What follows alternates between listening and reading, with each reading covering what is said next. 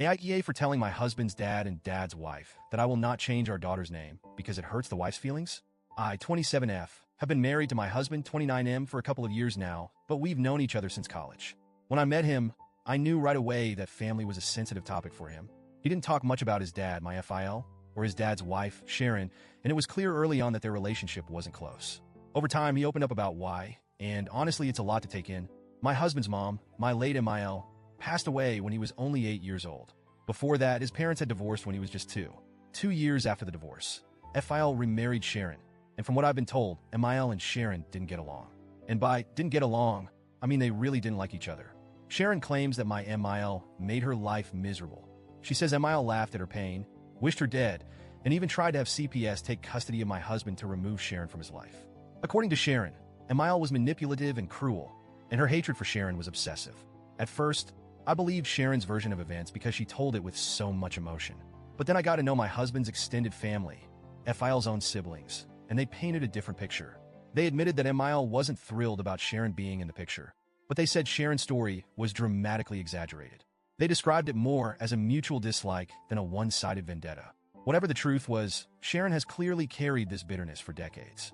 Even after MIL passed, Sharon couldn't let it go. She talks about my MIL as if she's still competing with her, even though MIL has been gone for over 20 years. When my MIL passed away, my husband was just a little boy. He was heartbroken, and from what he's told me, he clung to her memory like a lifeline. He didn't want to lose even the smallest connection to her. So when FIL and Sharon announced they were planning to attend the funeral, my husband, who was only 8 at the time, completely freaked out. He begged them not to come. He said their presence would feel disrespectful, like an invasion of something sacred. When they refused to back down, he threatened to run away. He said if they showed up, he'd disappear until he was placed with other family members. Eventually, they gave in and didn't attend. FIL and Sharon have since claimed that my husband hates them for staying away, but he's told me the exact opposite. To this day, he says that keeping them from the funeral was one of the few times he felt like he had any control over his grief. He doesn't regret it at all. By the time I met my husband, his relationship with FIL and Sharon was practically non-existent. He kept them at arm's length, and it was clear that this was a choice he'd made for his own peace of mind. Sharon, however, has never accepted this distance. She insists on calling my husband her son, even though he's never called her anything but Sharon. She even introduced herself to me as his mom when we first met, and she looked genuinely shocked when I corrected her. I told her I already knew she wasn't his mom, thanks to my husband, and she seemed almost offended that I wasn't buying her version of history. For context, my husband is much closer to his extended family, his aunts, uncles, and cousins, than he is to FIL and Sharon. He's built strong bonds with them, and they've been far more supportive and present in his life. FIL and Sharon, on the other hand, are more like distant acquaintances he tolerates out of obligation. Now, let's fast forward to the birth of our daughter. My husband and I welcomed her into the world a few weeks ago, and she's absolutely perfect. When we were deciding on names, it didn't take long for us to settle on one that felt right. We named her after my husband's late mom. It was a way to honor her memory and keep her spirit alive in our family. My husband was deeply moved by the idea, and I could tell it meant the world to him. We announced her birth and her name on social media, and that's how FIL and Sharon found out. My husband didn't tell them directly because, well, they're not exactly involved in our lives. But as soon as they saw the name, they completely lost it. They tried calling and texting my husband, but he ignored them. He doesn't see the point in engaging with their drama. So instead, they decided to ambush me. A few days ago, I was at the mall with my newborn daughter when FIL and Sharon showed up out of nowhere. I was shocked to see them, especially since we hadn't told them where we'd be.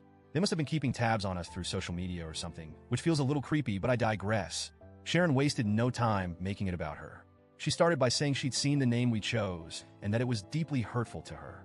She said naming our daughter after MIL was like reopening old wounds and accused us of using our baby to deliberately hurt her feelings. I was standing there, holding my newborn, completely dumbfounded. I didn't even know how to respond at first. Then Sharon dropped the real bomb. She demanded that we change our daughter's name.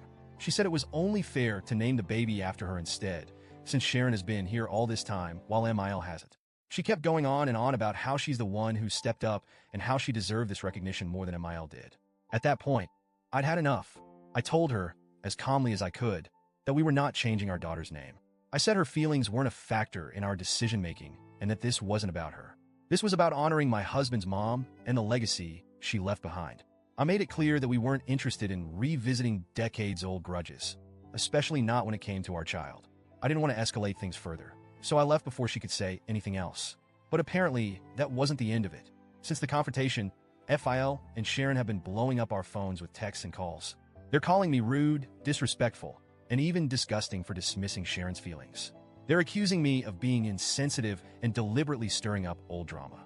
FIL has even chimed in, saying that I've disrespected the woman who stepped up to be a mother figure when MIL wasn't there. My husband, bless him, has been my rock through all of this. He's 100% on my side and has been dealing with most of the messages, so I don't have to. He thinks Sharon's behavior is just more proof of why he's kept his distance all these years. Still, part of me wonders if I handled the situation the right way. Should I have been more empathetic, even if Sharon's feelings are my responsibility? Or was I justified in standing my ground? So, Reddit, AITA?